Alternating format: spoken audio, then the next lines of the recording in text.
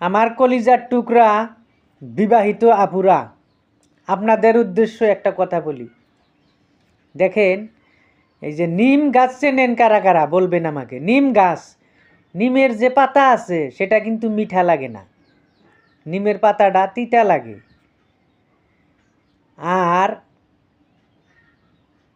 এমন তিতা, ওটা কোনো কোনো সময় আমরা ছোটোবেলায় দেখতাম ওটা মাও চাষিরা বাইটে আটা ময়দার মধ্যে মিশিয়ে চাপড়ি বানিয়ে দিত, ওটা খাইলে নাকি কৃমি মারা যায়।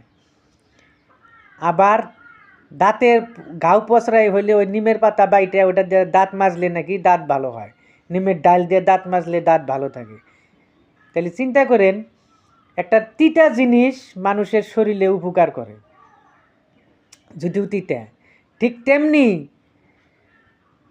যদি স্বামীর কথা যদি তিতাও লাগে, মনে করেন যে ওইটাই আপনার জন্য উপকার, ওইটাই আপনার জন্য উপকার।